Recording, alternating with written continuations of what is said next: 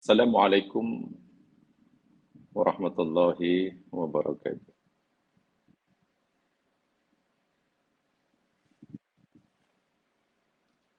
Alhamdulillahilladzi bi ni'matihi tatimmus shalihat.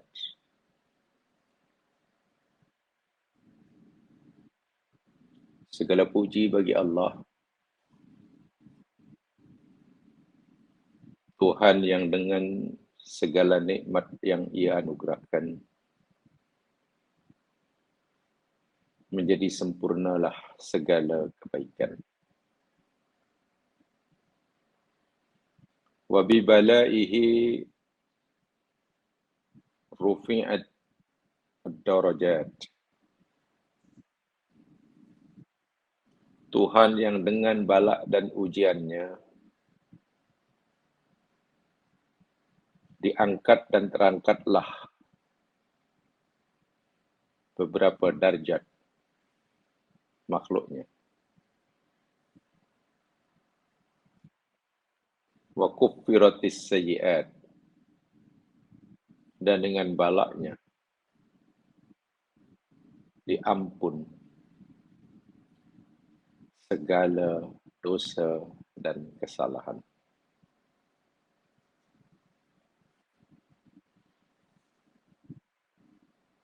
Asyhadu an la ilaha illallah wahdahu la syarikalah wa asyhadu anna Muhammadan abduhu wa rasuluh.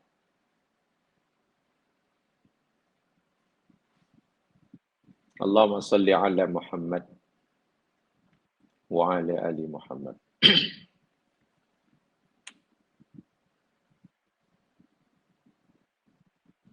Raditu billahi rabba wa bil islami dina wa bi Muhammadin nabiyya wa rasulah. Ya Allah, kami ridha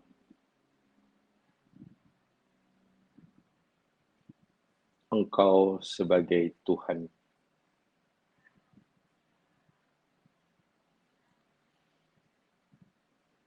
Kami ridha, ya Allah, Islam sebagai agama kami. Dan kami juga ridha, ya Allah, Muhammad hamba-Mu sebagai Nabi dan Rasul-Mu buat kami.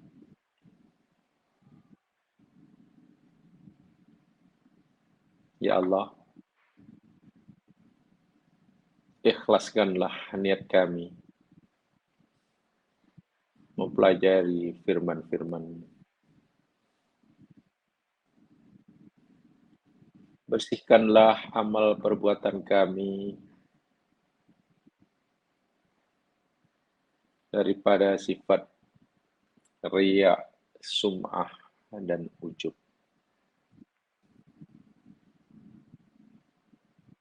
Jaga dan pelihara kami, lidah-lidah kami, ya Allah, daripada bercakap bohong dan dusta.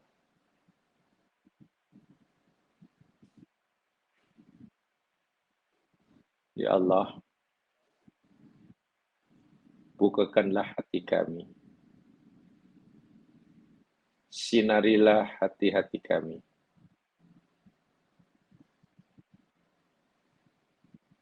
Agar kami mudah menerima petunjuk-Mu, nur-Mu, hidayah-Mu. Dan supaya kami mudah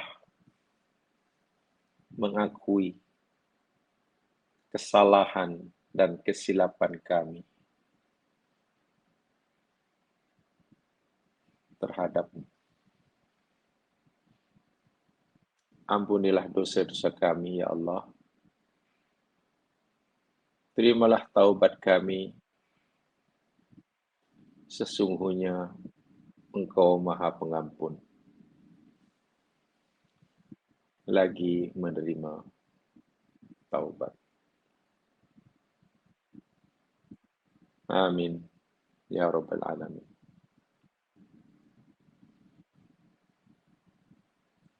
Muslimin muslimat yang dirahmati Allah sekalian,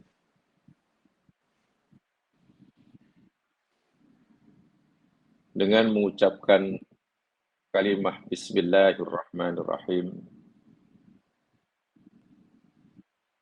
kita akan mulakan dan teruskan kajian kita Surah Hud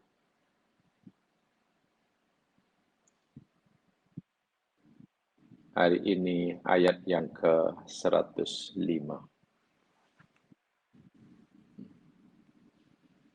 Surah Hud ayat yang ke-105. Mungkin ayat ini penjelasannya nanti agak panjang, tapi saya pikir tidak mengapalah, kerana apa yang kita lakukan ini merupakan kajian. Jadi seboleh-bolehnya kita berusaha melihat ayat-ayat yang kita pelajari dari pelbagai aspeknya, agar kita mendapatkan manfaat dan maklumat sebanyak yang boleh kita mampu mendapatkannya. Di dalam ayat yang sebelumnya, 104, Allah telah memberitahu kepada kita bahawa segala-galanya yang dicipta oleh Allah, sama ada benda yang nampak, yang dapat dilihat oleh kita, maupun yang tidak dapat kita lihat sekarang ini, di dunia ini, semua diciptakan oleh Allah dan telah ditetapkan olehnya baginya tempoh tamatnya. Termasuklah umur al-hayatud dunya dan isinya.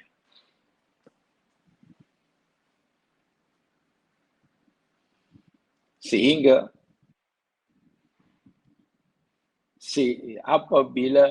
hingga hari ini, dunia kita masih belum hancur. Umur dunia kita masih belum berakhir.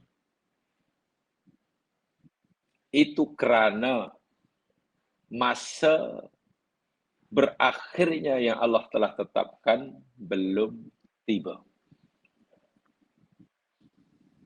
Itu maksudnya.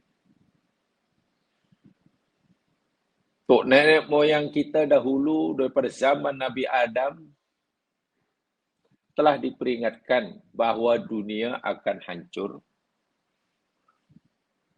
bertukar dengan alam lain, namanya alam akhirat.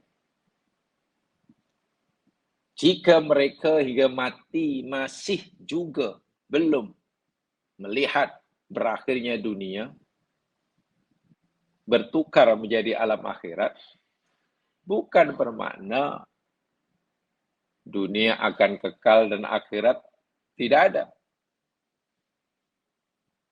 Tapi Allah beritahu dalam ayat 104, kami tangguhkan itu kerana masa berakhirnya yang aku telah tetapkan belum tiba. Ini satu hakikat. Sehingga kita wajib tanamkan dalam diri kita. Ini kesimpulan umumnya, saya ulangi. Wajib kita yakinkan dalam diri kita masing-masing bahwa alam dunia ini selama manapun masanya, sepanjang apapun umurnya, ia tetap pendek. Umur dunia berapa? Katalah Allah tetapkan, 50 bilion tahun umpamanya. Lamakah itu? Sekejap. Kenapa? Karena akan berakhir. Selama manapun kewujudan sesuatu yang akan berakhir, ia tetap qasirah. Pendek. Ada dunia mahma talab fahya qasirah. Begitu penjelasannya. Mahma azumat fahya haqirah.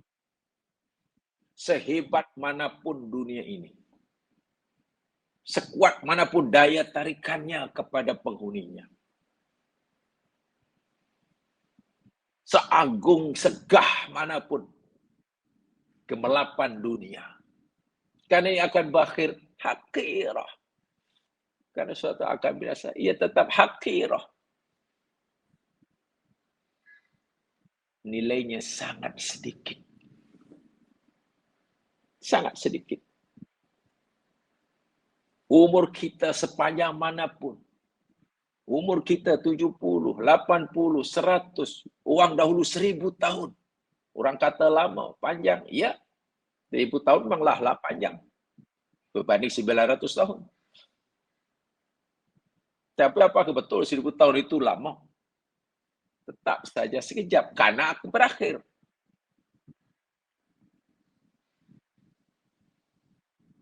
Ramai orang yang sedang menikmati kelihatan hidup di sini sekarang. Karena merasa usahanya berpenat puluhan tahun berjaya. Tinggal masa untuk menikmatinya. Bersenang-senang. Hari ini, minggu ini, sedang menikmati kejayaan usahanya dalam hidup di dunia. Hari ini ia sedang menikmati kesenangan hidup yang dia usahakan selama puluhan tahun. Minggu depan tiba-tiba ia sudah menjadi sukanul kubur. Sudah menjadi penghuni kubur. Ini hakikat. Di semua yang dicipta, yang maujud termasuk diri kita, sebenarnya sedang menunggu pada ajal kita masing-masing. Tempoh tamat yang Allah telah tetapkan. Ini hakikat. Dan bila sudah berakhir segala-galanya, barulah semuanya akan dipindahkan, akan berada di tempat yang lain sama sekali daripada yang sekarang. Namanya alam barzah. Alam barzah pun bukan sehari dua untuk ukuran waktu kita. Puluhan tahun, ribuan tahun, jutaan tahun barangkali. Bukan berbilion tahun di alam barzah. Kita tidak tahu. Untuk ukuran kita, karena alam barzah juga tidak kekal. Alam barzah selama manapun orang tersiksa di alam barzah, atau orang diberi nikmat di alam barzah, tidak kekal. Selama manapun orang tinggal di alam barzah sama dalam keadaan senang lenang atau tersiksa, akan berakhir. Karena ajal alam barzah ada ajalnya. Dan sudah bila berakhir, kemana perginya? Pindah ke alam akhirat. Yaumul ba'thi. Tiba masa untuk mereka dibangkitkan daripada alam barzakh. Yaumun nusyuri. Tiba masa untuk mereka digerakkan, dikumpulkan, digiring ke suatu tempat, satu alam yang sama. Yaumul hasyri, dihimpun semuanya di tempat yang sama, waktu yang sama, atau dalam bahasa kita di alam yang berdimensi sama. Semua makhluk, tak kira manusia atau jin atau malaikat, bila sudah hari kiamat, dihimpun, ditempatkan di alam yang berdimensi sama. Sekarang berbeza. Kita di alam yang berbeza dimensinya dengan alam jin. Sebab itu kita tanam ada sempadan, ada batasan. Kita manusia tinggal di alam yang berdimensi 3. Jin, makhluk yang dicipta oleh Allah, yang mendiami alam yang berdimensi 4. Malaikat dan seterusnya, berdimensi 7, 6 hingga 9. Berbeza. Sehingga mungkin walaupun alam yang kita tinggali ini, dengan alam yang didiami oleh jin, mungkin berhimpit dekat. Hanya karena ada sempadan, kita tak boleh melepasi ke tempat dia, dia tak boleh lepas kita. Kita tak nampak dia. Nanti bila di akhirat, kita berada di alam yang sama dimensinya. Sehingga kita boleh melihat jin, boleh melihat malaikat, bahkan boleh melihat amal kita. Bayangkan. Di sini macam mana kita nak melihat amalan? Tak nampak. Tapi saya nampak tu orang solat. Itu apa? Gerakan orang solat. Tapi solat itu sendiri boleh kita nampak. Apabila orang tak solat. Di dunia kita boleh melihat niat orang. Niat kita sendiri pun kita tak pernah lihat. Di akhirat. Karena kita berada di alam yang sama, berdimensi sama dengan alam yang niat. Yauma tublas sarair. Pada hari kiamat nanti. Tubla as-sarair. Didedahkan, dibongkar, dinampakkan, diperlihatkan as-sarair. Kata kebanyakan ulama tafsir, as-sarair ay an-niyat. Niat itu ditunjukkan. Macam mana rupa niat? Coba. Dalam hati ini ada macam-macam penyakit. Sama ada macam-macam sifat, sama ada mahmudah atau madmumah. Pemaaf ada, pendendam pun ada, tamak pun ada, qanaah pun ada. Dermawan pun ada, bakhil pun ada, dengki pun ada, suudzon pun ada, husnudzon pun ada. Nampak tu penyakit hati sekarang? Tak nampak. Di akhirat nampak macam mana rupa dengki tu. Ngeri sekali. Kalau kita sudah berada di alam seperti itu, dan semua makhluk dihimpun di alam yang dimensi sama, tidak ada sekatan-sekatan, barulah alam itu tidak lagi ada ajalnya. Tidak ada lagi tempoh tamatnya.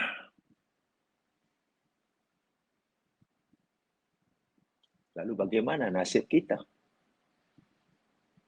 Ya Allah tak ceritakan, apa Allah tak beritahu, kita tak perlu Allah tak suruh kita untuk berikan macam nasib jin, macam nasib malaikat. Tapi Allah suruh kita cerita macam mana nasib kita. Saya ulangi, Allah tak suruh kita memikirkan macam mana nasib jin nanti ya, macam mana nasib malaikat nanti ya, macam mana nasib lembu. Ya paling-paling ada penjelasan Islam oleh hadis-hadis Nabi sepintas selalu tentang nasib lembu. Nasib. Tapi untuk kita, Al-Quran ini dijelaskan oleh Nabi. Sebagian besarnya, bahkan hampir kesemuanya, menyuruh kita untuk memikirkan bagaimana nasib kita. Secara umum Allah jelaskan nasib manusia di alam akhirat nanti. Bila alam dunia sudah dibinasakan, alam kubur, alam barzah sudah tidak ada lagi. Ayat 105 surah Hud. A'udzu billahi minasyaitonir rajim. Yauma ya'ti la takallamu nafsun illa bi'idznih. Faminhum syaqiyyun wa sa'id. Bila alam dunia sudah menemui ajalnya sebagaimana 104, maka tibalah yauma pada hari, karena pindah ke alam akhirat, pada saat itu, pada ketika itu, yakti, pada hari yakti, ajal itu telah tiba, kiamat telah sampai. La takallam, tidak berkata-kata lagi, tidak mampu bercakap-cakap lagi, nafsun, oleh satu diri pun. Tak ada yang boleh berkata-kata lagi.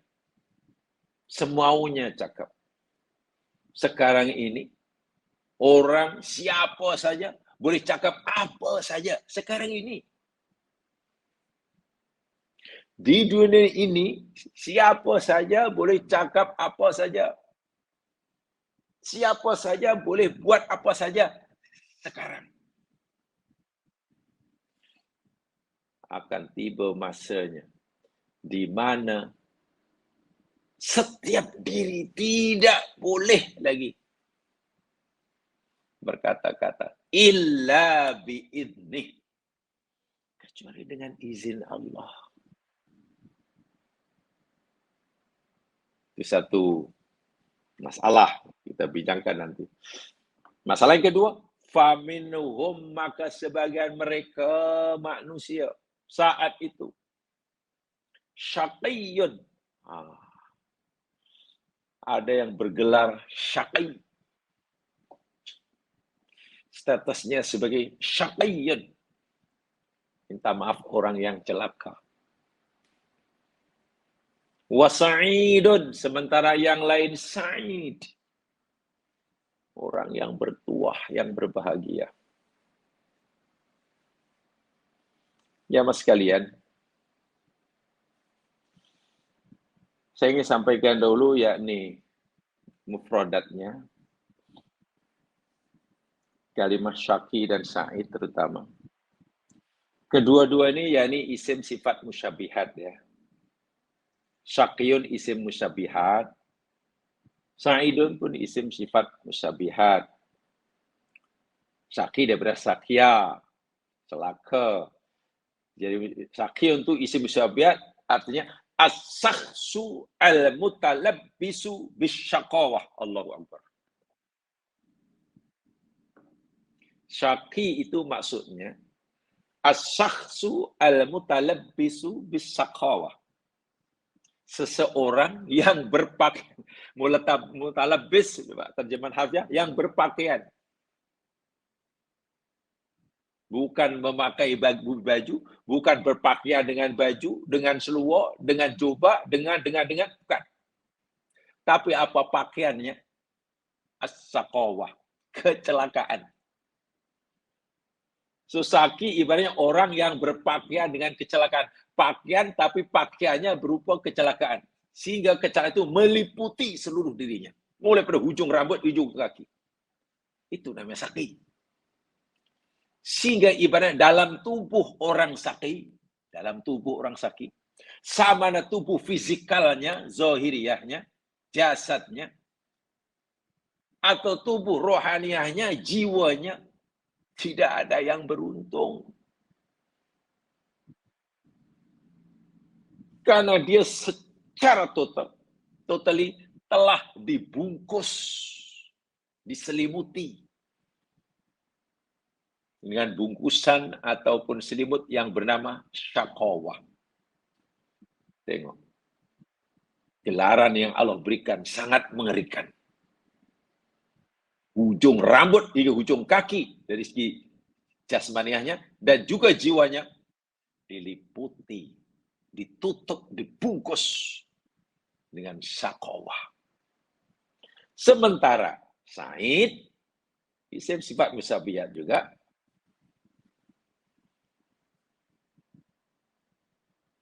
as-sakhsu al-mutalabbis bis-sa'adah.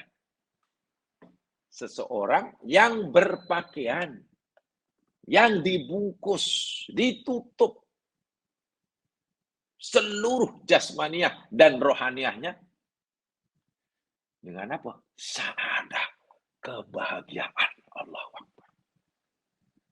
Selai rambutnya merasai kebahagiaan. Selai rambutnya. Hidungnya, tangannya, matanya, bahkan setiap sel dalam tubuh orang itu merasai kebahagiaan. Itu Said. Sementara Saqi, setiap helai rambut, setiap sehelai bulu, setiap anggota tubuh badan, bahkan setiap sel dalam dirinya merasai kecelakaan.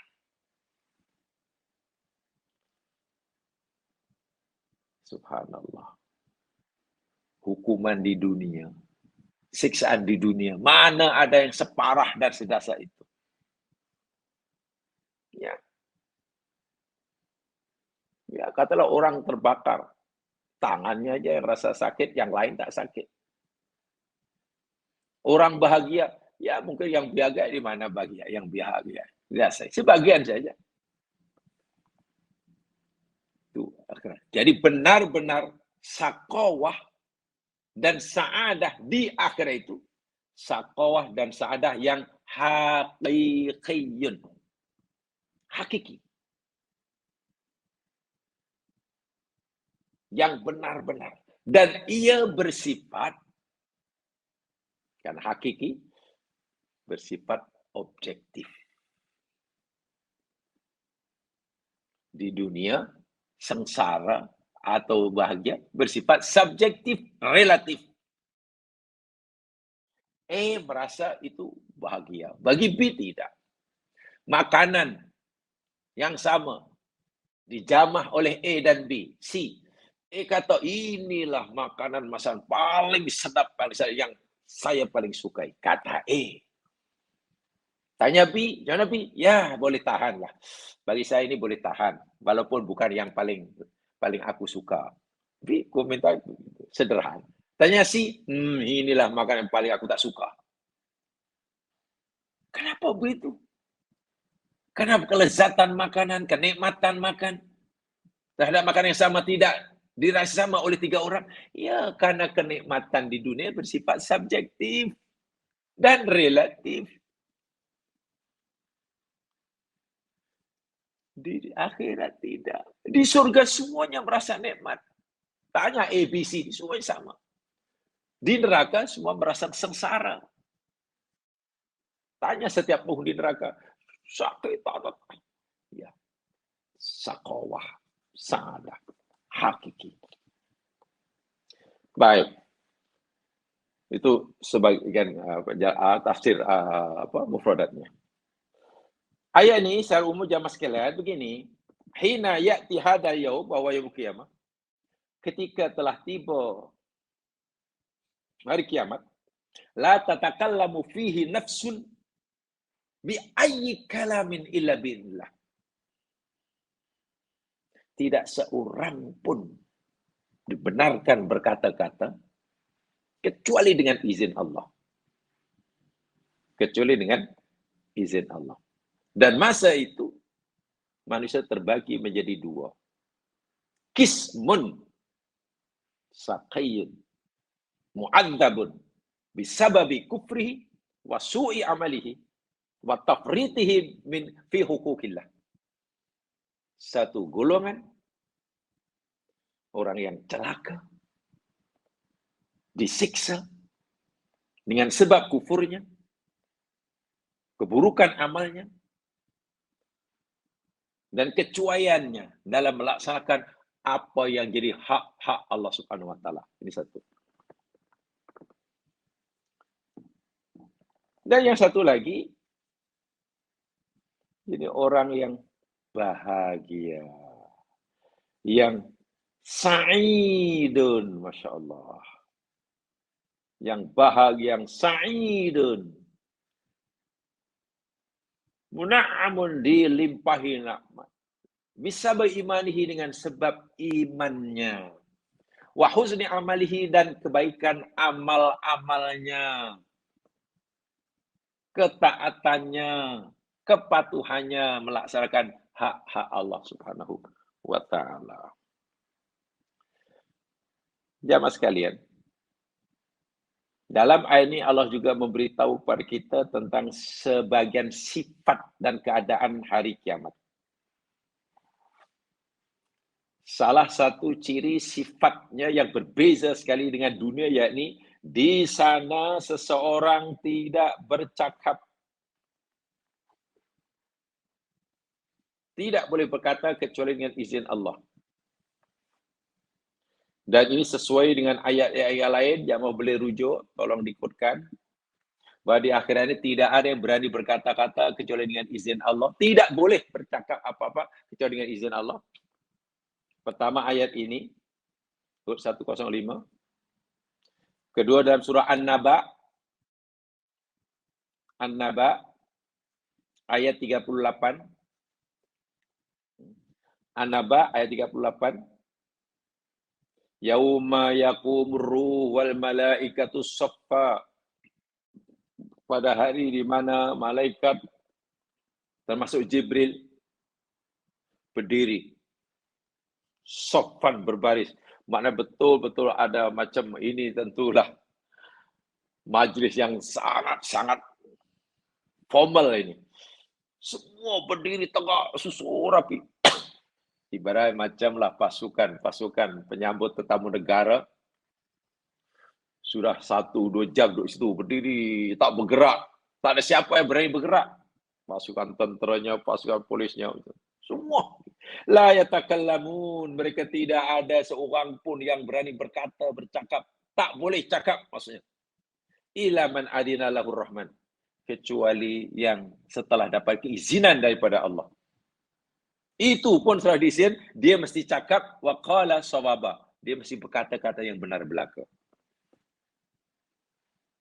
Itu An-Naba 38. Dalam Toha 108. Wa khasyatil aswatu lirrahman fala tasma'u illa hamsa. Toha 108. Suara pada waktu itu semuanya tunduk lembut, tak dengar suara. Dan kalau bersuara pun mesti dapat keizinan daripada Ar-Rahman, Lir-Rahman. Dan kalau dah bercakap, mesti kita tak boleh dengar kecuali hanya hamsah. Ada yang memilih hamsah itu jamaah sekalian, suara yang tak jelas, yang ya contoh. Zaman tu nenek moyang kita mungkin, atau tak tahulah, zaman saya pun mengalami. Biasanya orang-orang yang kurang berkemampuan, bila raya diberikan baju baru oleh orang tua, tapi bahannya, material baju itu taklah mewah manapun. Ya, mungkin yang paling murah sesuai dengan kemampuan, keadaan ekonomi orang tua. Digosok, bukan main licin itu. Kalau dipakai, digerakkan tangan berbunyi. Kain itu bergeser itu bunyi. Nah, buat bunyi suara baju yang gesek, itu namanya hamsun. Susah kan nak ditirukan suara itu? Macam mana spell? Kita tak boleh, macam mana spelling dia? Bunyi baju baru yang kau yang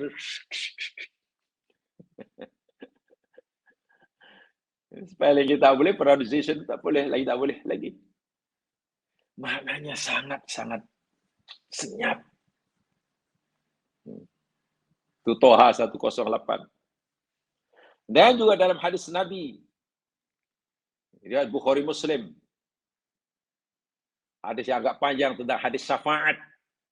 Dalam keratan hadis panjang tentang syafaat itu Nabi pesan, wala yatakallamu yauma idzin illa rusul. Dan tidak ada sesiapa yang boleh berkata-kata kecuali para rasul. Setelah Allah izinkan. Wada'war rusulu yauma'id. Dan doa percakapan Rasul pada masa itu. Setelah diizinkan. Allahumma sallim, Allahumma sallim. Ya Allah, selamatkan. Ya Allah, selamatkan. Ya Allah.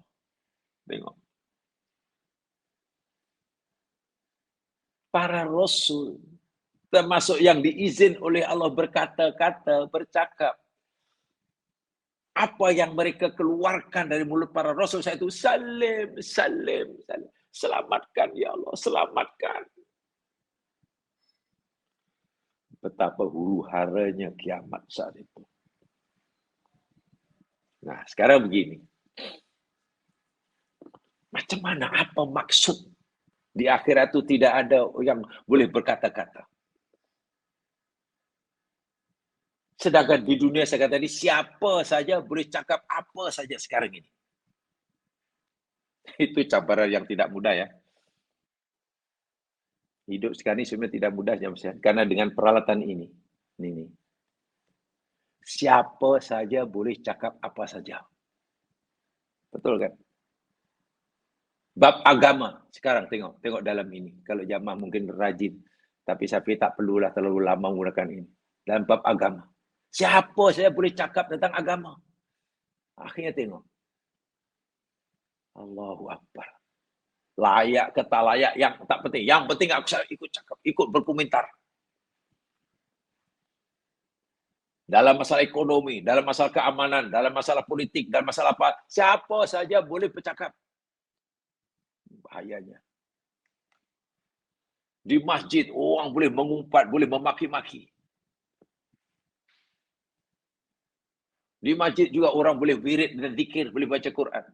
Di dunia, bila mau cakap, di mana? Bebas. Di sini. Tapi di akhirat, begini penjelasannya. Ai la tatakallamu ayu nafsin illa bi'inillah.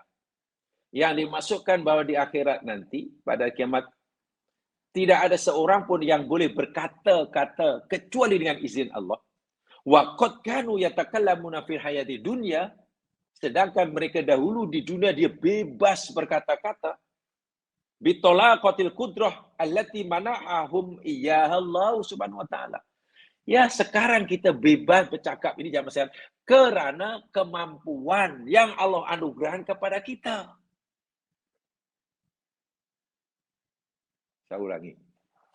Sekarang kita boleh bercakap macam-macam. Bebas. Itu karena kemampuan yang Allah berikan pada kita. Karena kemampuan itulah kita mampu berkata, mampu buat. Dahlah diberi kemampuan untuk berkata-kata, lalu diberi kebebasan di sini. Diberi kemampuan untuk berkata-kata, satu. Kemudian diberi kebebasan berkata-kata. Itu yang sekarang ini, siapa saja boleh cakap apa saja. Di sini nih, kita diberi kemampuan untuk bergerak. Dan diberi kebebasan untuk bergerak. Sehingga siapa saja boleh melakukan apa saja yang dia mau. Sekarang. So, ada anugerah Allah bernama kudrah dan juga anugerah Allah bernama ikhtiar. Di sini ini. sekarang. Karena Allah berikan kita kudrah, kemampuan, dan Allah berikan pada kita pilihan, kebebasan. Hina ahda'a lahum jawarih. Allah tundukkan mata kita, Allah tundukkan mulut kita, dan Allah tundukkan lidah kita dengan kemauan kita. Karena kita nak cakap, boleh gunakan. Allah tundukkan mata kita, karena kita ingin melihat sana, boleh. Jadi kita mampu melakukan ini, jamaah sekalian, kerana penundukan Allah kepada anggota tubuh badan kita, kepada kita. Itulah. Kalau Allah tak tundukkan anggota tubuh badan kita yang kepada kita, kalau bukan karena kudrah Allah yang Ia anugerahkan kepada kita, kalau bukan karena ikhtiar, kebiasaan memilih yang Allah berikan kepada kita, kita tak boleh buat apa-apa. Buktinya, ada orang boleh melihat, tapi yang ini buta. Ia boleh cakap, itu bisu. Ia boleh mendengar, ini pekak. Ia boleh jalan-jalan, itu lumpuh. Kenapa? Ya, karena yang satu diberi kemampuan, yang satu Allah tak beri kemampuan. Yang ingin sampaikan di sini, ya Mas Gilang, bahwa segala kemampuan yang ini anugerah Allah, laisat mas'alatan datiyatan fihim. Bukan merupakan sifat semula jadi secara zat kita. Maknanya Allah tidak ciptakan zat kita ini punya kemampuan sendiri untuk bergerak, punya kemampuan sendiri untuk bercakap, punya kemampuan sendiri untuk melihat. Tidak. Secara dzatiyah, tubuh badan kita, anggota tubuh badan kita tidak punya kemampuan sendiri. Kita mampu karena dimampukan. Kita bergerak karena ada kekuatan yang menggerakkan. Paham ya? Itu di sini.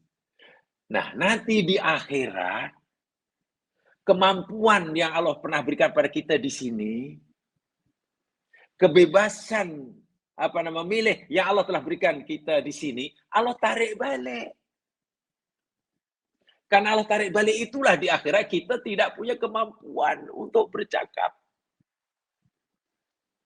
Dan juga tidak punya kebebasan untuk berkata-kata. Karena kedua-dua ini telah ditarik oleh Allah. Sekarang Allah belum tarik, ini di dunia. Kenapa? Supaya kita beramal. Ada dalam surah Yasin ada tuh. Al-yauma nakhtimu ala afwahim wa tukallimuna aydihim wa tashhadu arjuluhum bima kanu yaksibun. Cemana ya al-yauma nakhtimu ala afwahim? Selama ini mulut kita ini jamaah sekalian boleh cakap apa saja. Ikut kemauan kita. Mau cakap jujur, kamu cakap bohong, kau mau betul, kamu salah, kau mau mengumpat orang, kau memuji Allah. Apakah itu benar-benar merupakan sifat semula jadi dzatiyah, sifat dzatiyah kita? Tidak. Tapi kemampuan kita, mulut kita bercakap itu karena anugerah Allah. Dan juga kita diberi pilihan, kebebasan untuk memilih. Di akhirat, kemampuan ini tarik balik. Itu semua tak cakap, tak boleh. Itu tak boleh. Ya, macam mana? Kan memang selama ini kita la haula wala quwata illa billah. Ini penting untuk kita paham. Karena manusia sering lupa. Bila boleh buat itu, dia ingat pasal dia hebat. Salah. Salah. Oh, Saleh buat itu. Tengoklah saya kuat, saya dia ingat. Dari mana anda kuat? Sedangkan kita diajar la haula wala quwata illa billah. Itu orang yang menyadari bahwa segala kemampuan yang ada dalam diri kita ini, kita boleh itu, benar-benar 100% anugerah Allah. Yang jika Allah tarik balik kita ini, la haula wala quwwata illa billah, orang yang menyaris itu pasti akan jadi hamba yang baik. pasti akan jadi hamba yang baik. Ubudiahnya pasti bernilai, bermutu. Ingat,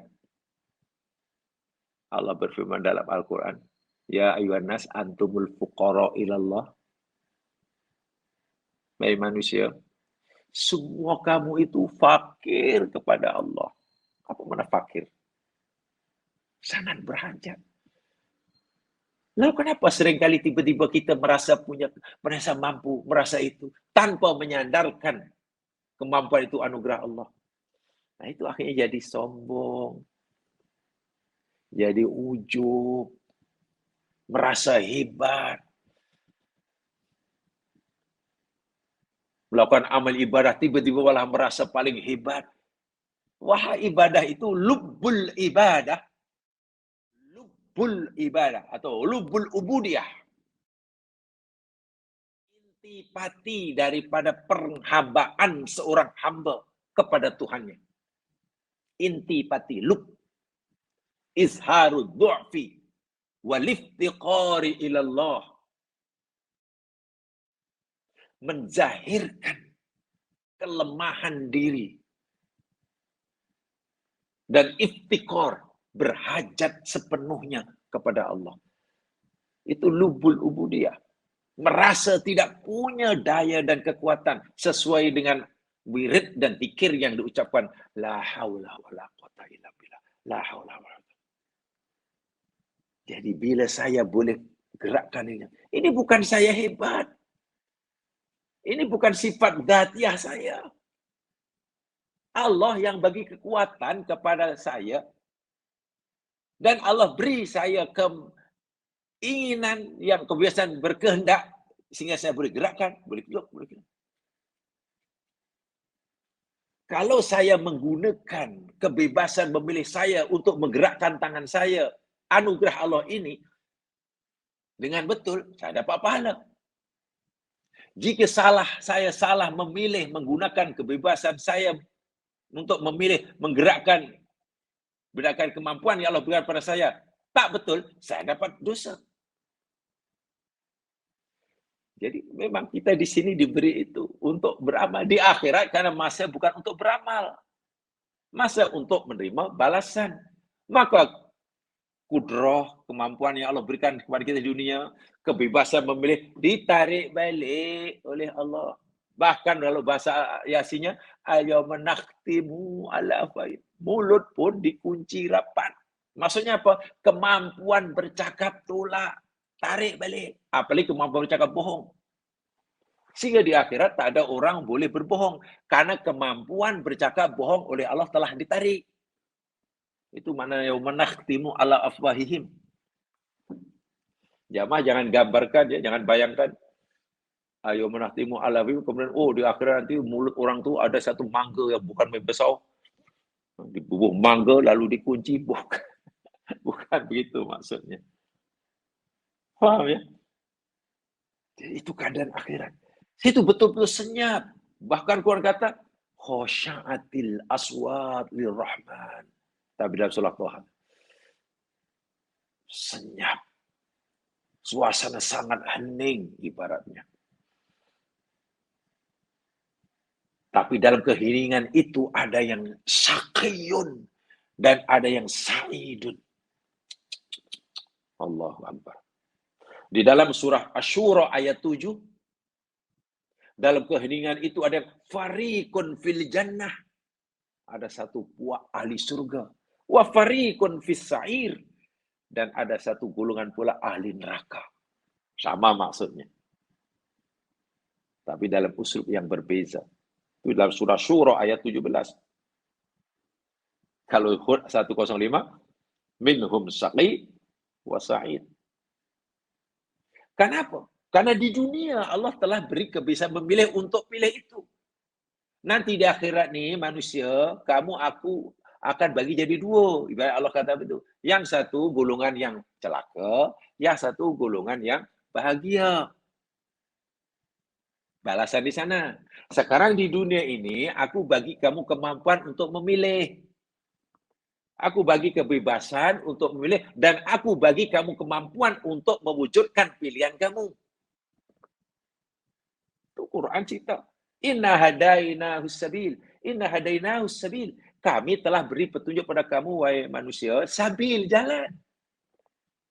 Jalan kanan, jalan kiri, jalan lurus, jalan bengkok, jalan betul, jalan tak betul, jalan ke surga, jalan ke neraka.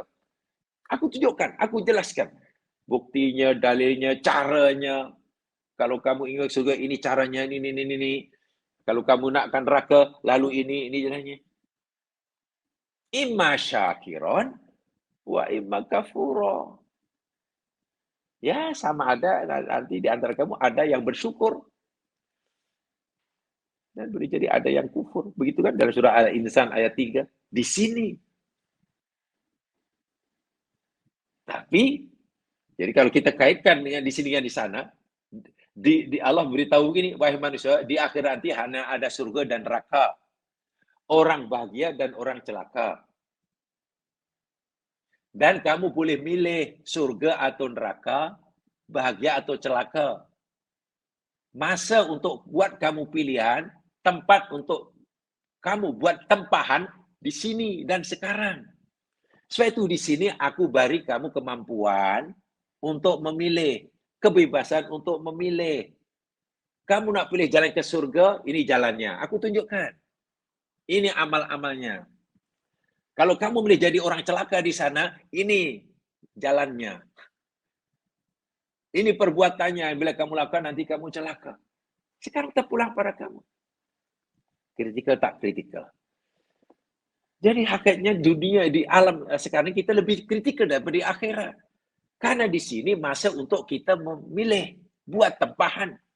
Di akhirat taklah kritikal karena masa untuk kita menerima tempahan.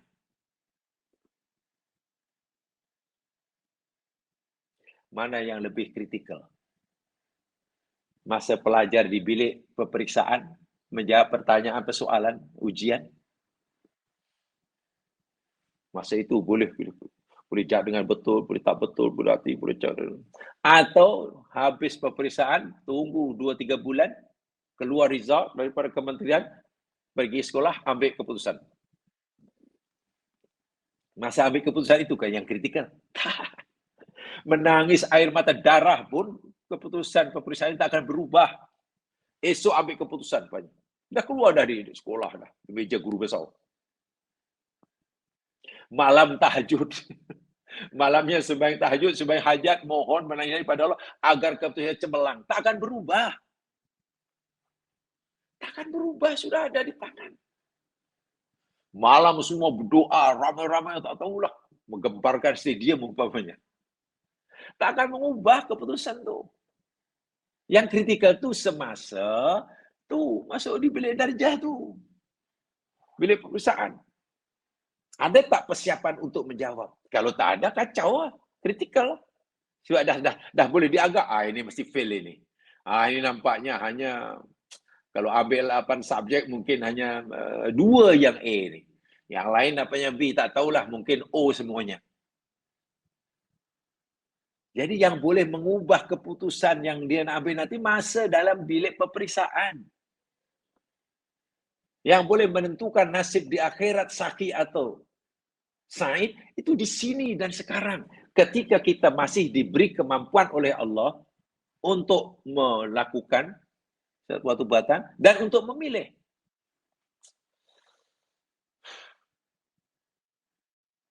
Jadi kalau orang salah dan masa yang Allah berikan sangat singkat.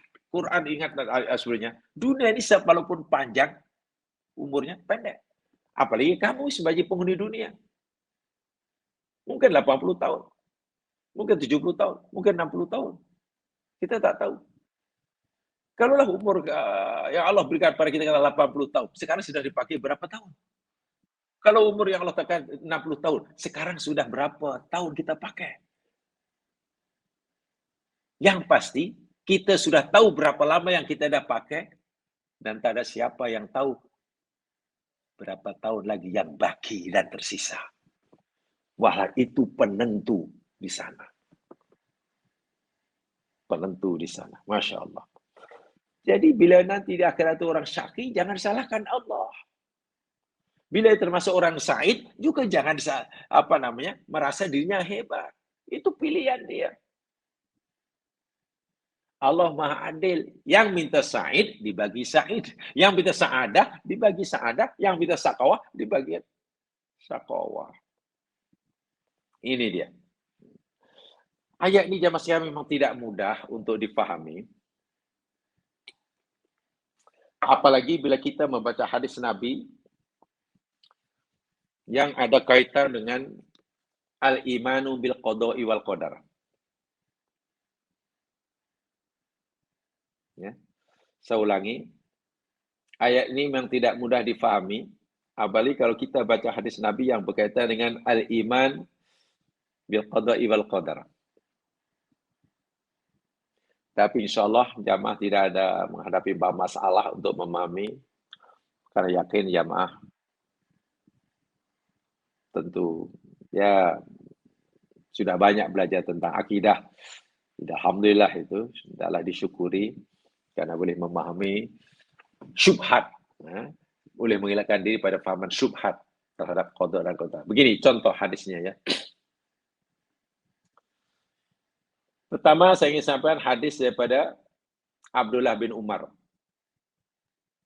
radhiyallahu anhuma. Nah, hadis ini diriwayatkan oleh Imam At-Tirmizi dan dinilai sahih oleh Nasiruddin Albani.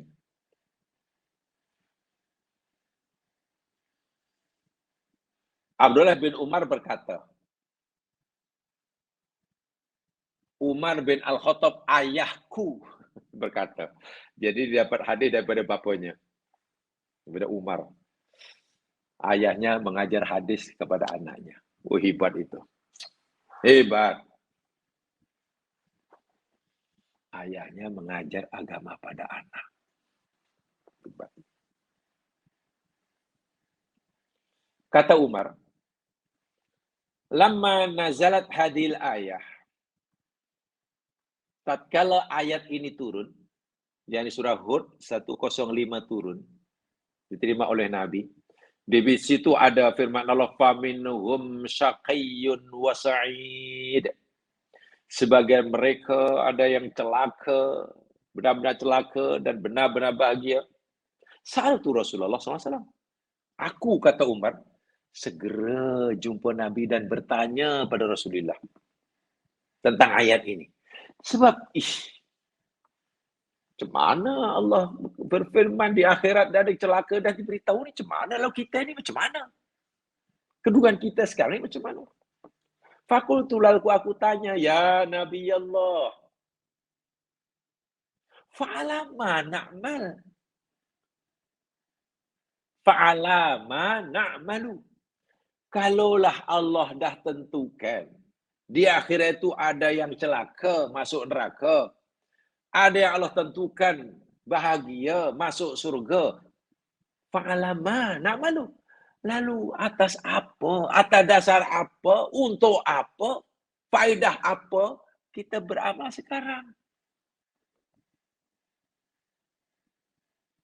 Jika nasib kita sudah ditetapkan oleh Allah, lalu buat apa kita beramal? Saya yakin apa yang difikirkan Umar mungkin yang sedang kita fikirkan. Iya ya. Katakanlah Allah dah tetapkan itu ahli neraka. Lalu buat apa ia beramal beria-ia sangat mengalukan amal baik? Kan Allah dah tetapkan syaqiyun. Berbeza dengan bi. Bi ini Allah dah tetapkan sya'idun, masuk surga. Lalu buat apalah dia? Nak sangat beria sangat qiyamul lail. Lalu kenapa dia takut sangat buat maksiat? Kan sudah ditetapkan ahli surga. Kita bayangkan Umar berfikir seperti itu waktu itu. Kita pun mungkin, iya ya. Lalu untuk apa kita beramal? Kalau segala sesuatu sudah, ibaratnya, buat apa saya nak jawab soalan peperiksaan ini? Nak jawab mati-matian, kita nak jawab pun, keputusan dah ada. Sederhana ya. Ini cara berfikir sederhana. Ya tidak salah karena memang yang zahir nampak macam itu. Ala syai'in qad furigha minhu. au ala syai'in lam yurad minhu.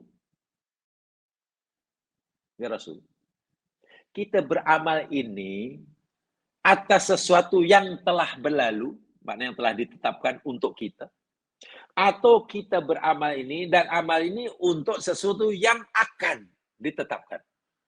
Maknanya ketetapan belum ada dan kita akan ditetapkan sesuai dengan amalan kita sekarang ini. Ini baik, pertanyaannya boleh pahami ya. Ya Rasulullah, kalau begitu, adakah amalan kita ini atas dasar pada apa yang telah ditetapkan? Karena Allah tetapkan kita sebagai orang baik, maka amal kita baik. Atau amal kita ini sebenarnya untuk apa yang akan ditetapkan. Kita tidak tahu ketetapannya apa. Sehingga kita sendiri yang amal kita akan menentukan nanti jadi baik atau tidak. Karena belum. Macam mana ya Rasul itu? Jawab Nabi tegas sekali dan lagi membuat Umar makin bingung. Nabi kata qala bal ala syai'in qad furigha minhu. Umar, bahkan amalan kita ini atas segala sesuatu yang telah berlalu, yang telah lepas, yang telah ditetapkan. Maknanya orang beramal baik itu karena ia telah ditetapkan jadi baik. Orang berbuat jahat karena telah ditetapkan jadi jahat. Wajarat bihil aqlam. Kalam sudah berjalanlah Umar, sudah ada catatannya.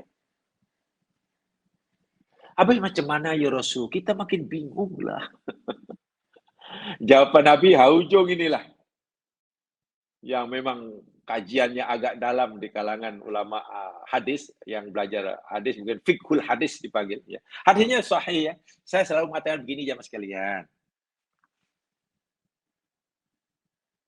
Kadang-kadang ya, bukan masalah hadisnya, bukan masalah ada dalil atau tidaknya. Dalil ada, dalil sahih. Tapi kalau dalil itu ada dan sahih, kenapa kadang-kadang ada berbeza pendapat, kadang-kadang ada yang fahaman yang salah, sedangkan hadis sama. Masalahnya ini pada pemahamannya terhadap hadis. Paham ya? Perbezaan pendapat itu seringkali berlaku, bukan selalunya ya, seringkali berlaku. Bukan karena ada atau tiadanya dalil, bukan karena ada atau tiadanya ayat atau hadis, tapi berpunca daripada pemahaman orang tentang hadis tadi. Betulkah pemahaman itu sama betul seperti yang dikehendaki oleh hadis tadi?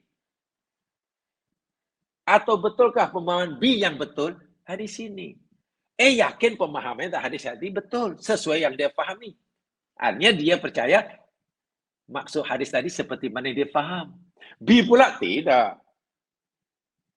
Maksud sebenarnya hadis sahih ini, yakni apa yang saya fahami, sehingga berbeza. Nah, ini perlu disadari, perlu diinsafi oleh setiap yang berfahaman gitu ya. Yang berpendapat. Apa jawab Nabi? Begini Umar, walakin kullun muyassarun lima khuliqa lahu. Tetapi semuanya Umar, yakni telah dimudahkan oleh Allah. Muyassar. Muyassarun dalam mana telah dimudahkan Allah lima khuliqa lahu, bagi apa yang Allah telah ciptakan baginya. Nah, di sini ada yang berpendapat begini, ada jalan keluarnya begini. Saya mungkin memilih yang saya sampaikan ini. Ayat ini atau hadis berkaitan dengan qada qadar. Termasuk ayat ini, itu kan saki dan ini. Berkaitan dengan amalan, qada qadar berkaitan amalan, ada yang memang telah ditetapkan. Kalau orang itu pencuri, memang dah tertulis dia pencuri. Sehingga tak boleh pilih yang lain. Dia jadi Tok Imam, Syekh, memang dah ditulis dah di Lauh Mahfuz dari Tok Imam. Begitu hadisnya. Kata, ini pendapat itu ada kata begitu. Ya silakan namanya pendapat, sama ada nanti diuji. kebenarannya, bukan kebenaran hadisnya ya. Saya ulangi, bukan kebenaran hadisnya. Hadisnya benar. Kebenaran cara memahami hadis tadi. Jadi kita tak boleh buat, iya, tak boleh buat apa-apa. Kita ikut saja, ikut skrip. Dan memang ditetapkan sebagai pencuri. Macam mana nak jadi apa pun tak boleh, memang pencuri. Dan jadi orang baik, baiklah. Itu Jabariyah kan. Saya yakin semua tahu itu Jabariyah. Jabariyah. Lawannya Qadariyah lah. Jadi ini bukan tempatnya ya. Jadi saya yakin jamaah sudah belajar panjang itu. Alin-alin itu Jabariyah, Qadariyah. Dan kita memang bukan kedua-duanya. Jabariyah bukan, Qadariyah pun bukan. Nah, ada satu yang memahami menarik begini. Qada qadar Allah Subhanahu wa taala berkaitan dengan nasib seseorang. Khasnya bukan hadis ini jamaah sekalian. Ta'alluqnya yakni dia ada ta'aluk kepada al-inkishaf, bukan pada isbar. Maknanya qada dan takdir Allah yang Nabi ceritakan ini tidak ada unsur paksaan. Tidak ada unsur memaksa. Tetapi kaitannya dengan inkishaf, pendedahan. Nampak? Artinya dengan ilmu Allah, kan salah satu, kan qada ini jamaah sekalian, kan qada ini yakni ada percaya pada qada kan yang kita pelajari kan ada 4 kan tingkatan kan. Mudah-mudahan semua masih ingatlah dan saya yakin masih sedang belajar yang rajin yang masih ikut. Kan tingkatan beriman pada qada kan ada 4 tingkatan. Pertama iman pada ilmunya. Betul ya? Ilmu. Mana segala sesuatu Allah telah tahu sebelum berlaku. Yang kedua adanya kitabah. Betul ya? Ada kitabah. Jadi segala sesuatu telah ditulis sebelum ia berlaku. Yang ketiga yakni masyiah atau iradah Allah. Segala sesuatu berlaku atas kehendak Allah. Dan kehendak Allah baru wujud bila Allah sudah al-khalqu, sudah ijad, sudah ciptakan. Nah, yang pertama sekali itu al-ilmu. Sehingga qada itu kaitannya dengan inkisab, ilmu Allah. Allah dah tahu apa yang akan berlaku sebelum berlaku. Itulah. Tapi pengetahuan Allah tidak ada unsur memaksa. Tidak ada unsur memaksa. Contoh, katalah kita punya ilmu yang luar biasa. Luar biasa ilmu kita. Boleh mengetahui segala sesuatu. Ini contoh. Ada permainan. Orang main tenis namanya. Pemain tenis yang dahulu terkenal. Si Nadal, pemain hebat, melawan Novak Djokovic.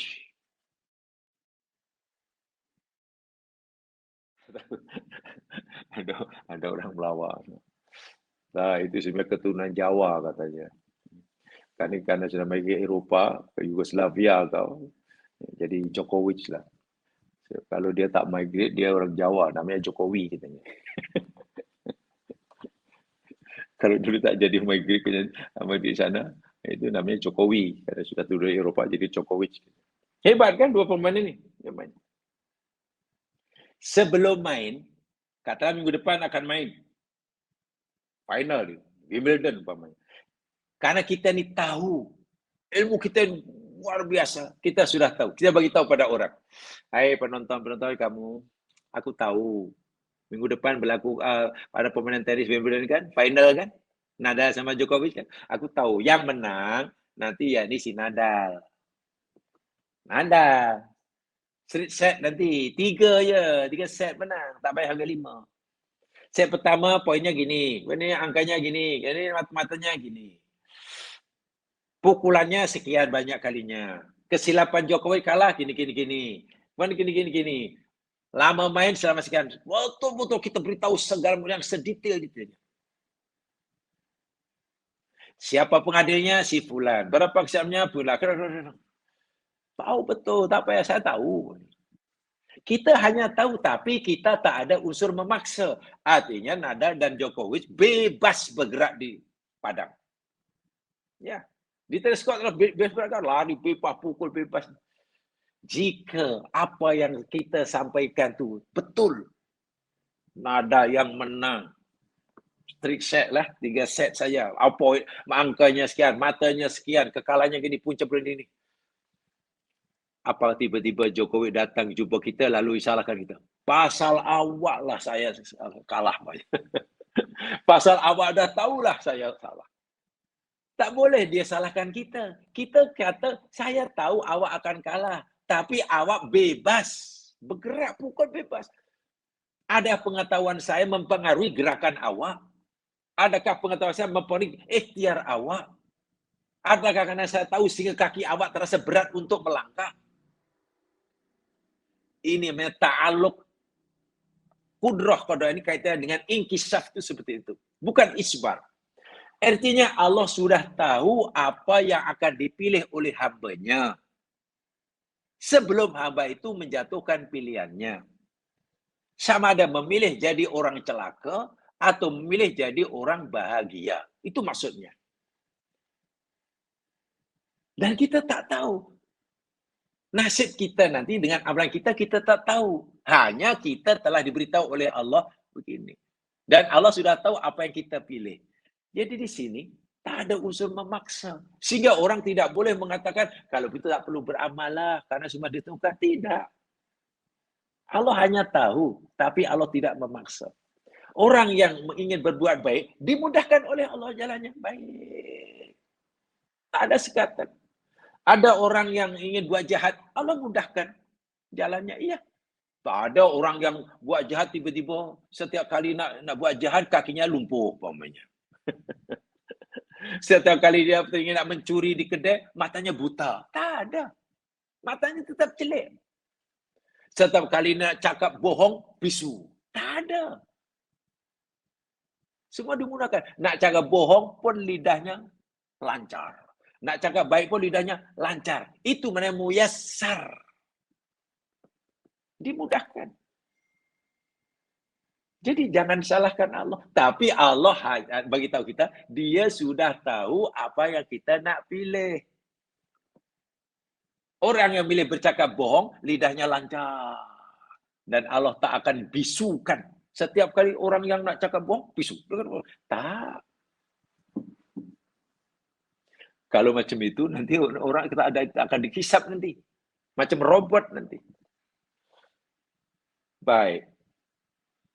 Untuk memudahkan pemahaman, saya kata tadi, Allah telah mengetahui apa yang akan dipilih oleh hambanya, pilih taat ke, pilih ingkar ke, pilih iman ke, pilih kufur ke, pilih ke neraka ke, pilih ke surga, sebelum hamba itu membuat pilihannya atas dasar kebebasan memilih.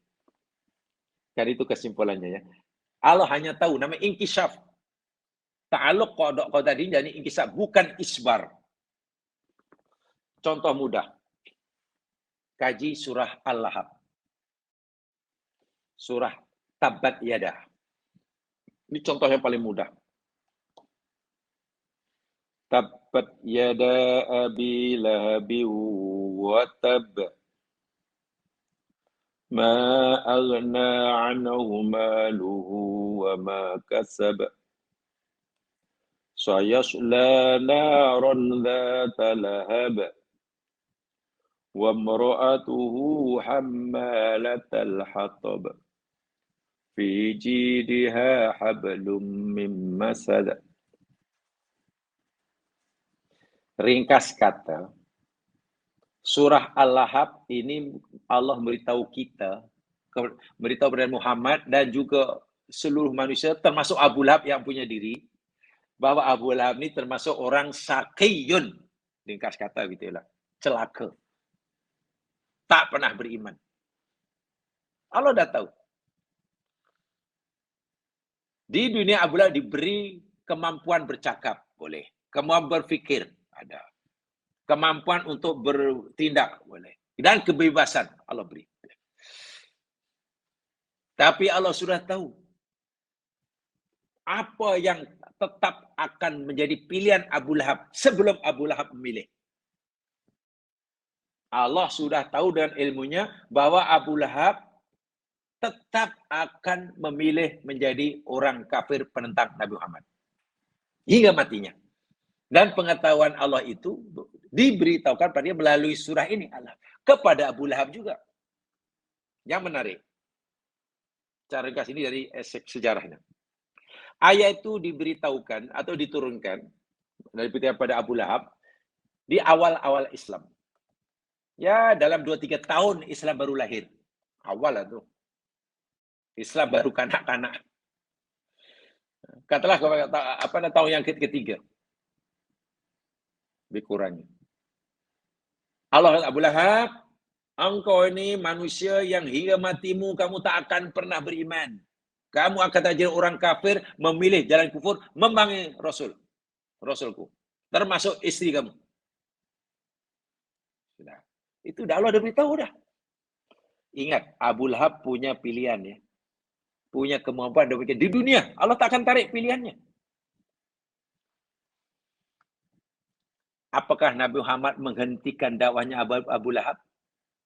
Hanya karena Abu Lahab telah diberitahukan oleh Allah, dia akan tetap kafir hingga matinya. Buktinya nanti di akhirat masuk neraka? Oh tidak.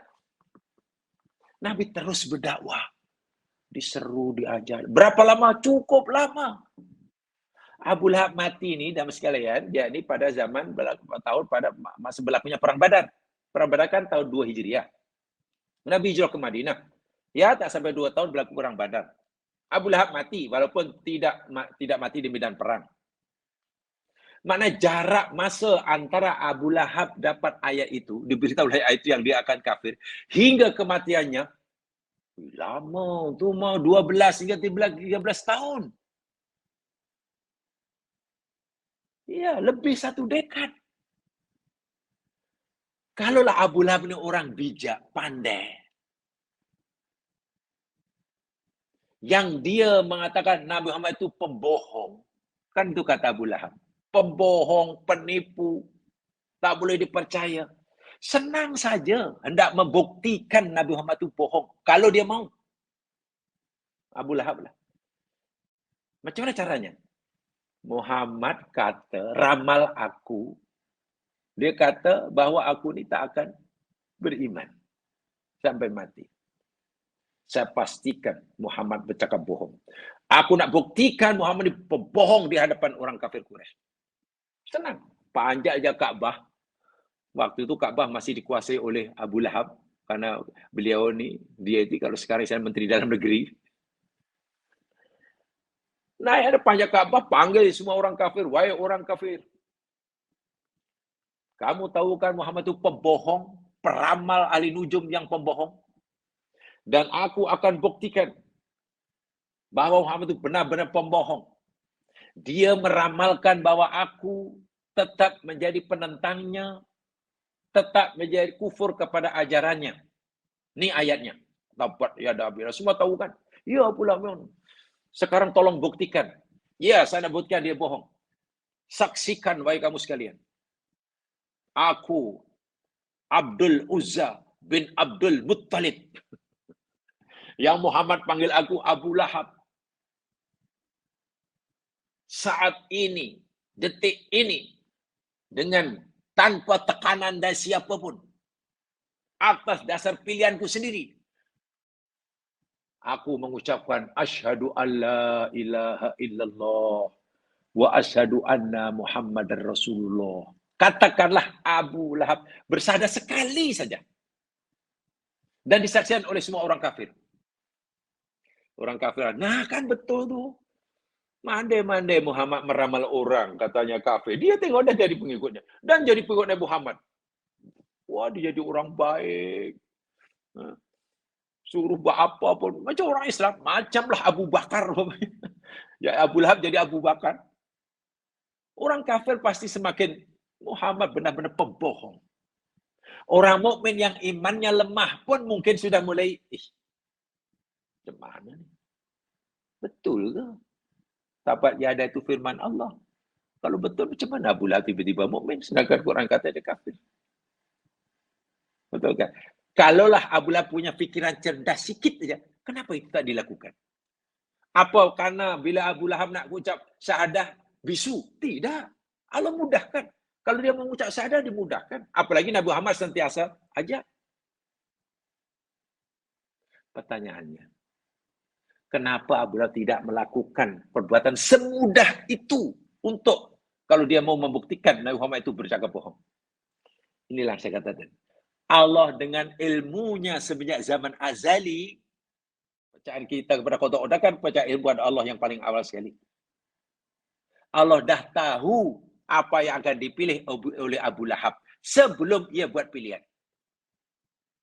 Apa pilihan Abu Lahab yang Allah telah ketahui dan Allah beritahukan dalam surah Lahab, dia tidak akan menjadi orang mukmin walaupun sesaat sepanjang hidupnya dan mati menjadi bahan api neraka. Inilah yang dimaksudkan minhum miskin. Wah, dia kalau dia nak ucap kalimah syahadah pun lidahnya lancar. Kalau nak cakap kufur pun lancar juga. Muyassar. Saya ingat keyakinan kita kepada hadis seperti ini, qada mesti ini. Jadi tidak ada unsur memaksa, tetapi ada unsur inkisaf, pendedahan. Artinya tidak ada sesuatu yang akan berlaku, melainkan Allah telah ketahui sebelum ia berlaku. Dan ia akan berlaku sesuai dengan apa yang Allah ketahui. La yakhfa 'alaihi syai'. Tidak ada sesuatu yang terluput sedikit pun dari pandangan Allah Subhanahu wa taala. Jadi di sini tidak ada masalah. Jabariyah tertolak, Qadariyah tertolak. Fahaman kita seperti itu. Seperti itu. Jadi bila Umar mula-mula bingung pun memang patut kita mula bingung. Iyalah kalau dah ditetapkan, buat apa kita beramal? Nanti amal baik penat-penat neraka juga karena ketetapan kita dah neraka. Kalau dah tekan ahli surga, buat apa nak beribadah? Lalu buat apa kita takut maksiat? Kan akhirnya surga juga. Itu pemahaman yang salah. Masih salah. Sehingga kita lalu apa gunanya Allah memberi itu yang sebenarnya tadi saya bagi mukadimahnya. Di dunia ini Allah beri kita kekuatan, kemampuan untuk bercakap, bermautan, bertindak dan juga kebebasan untuk memilih apa yang kita nak ucapkan. Karena ini darul amal, darul bala. Dengan kebebasan yang Allah berikan kepada kita dan kemampuan kepada kita, sehingga kita mampu buat pilihan bagi menentukan hasilnya nanti. Jika kita memilih yang baik, nanti Allah bagi yang baik. Bila orang milih yang buruk, Allah akan bagi yang buruk. Hanya sebagai orang yang percaya pada qada qadar, Allah sudah tahu apa yang kita nak pilih. Ingat ya, sudah tahu, tapi Allah tidak paksa. Hanya tahu, tapi tidak paksa. Tetap saja kita diberi kebebasan untuk mendapatkan apa yang kita lakukan. Mudah-mudahan dapat difahamilah. Untuk lebih jelasnya, jangan boleh tanyakanlah kepada yang mengajar akidah lebih jauh. Karena tidak boleh silap ya kita memahami. Kalau silap nanti akhirnya suudon pada Allah. Atau nanti mirip-mirip pada Jabariyah pun tak boleh, mirip-mirip pada Qadariyah tak boleh, pada Murji'ah pun tak boleh. Kita kan Ahlussunnah wal Jamaah. Itu saja, mudah-mudahan diberkati. Subhanakallahumma bihamdika asyhadu an la ilaha illa anta astaghfiruka wa atubu ilaik. A'udzu billahi wal 'asri innal insana fi khusr illa alladziina aamanu wa 'amilus shalihaat wa tawassaw bil haqqi wa tawassaw bis sabr. Assalamualaikum warahmatullahi wabarakatuh.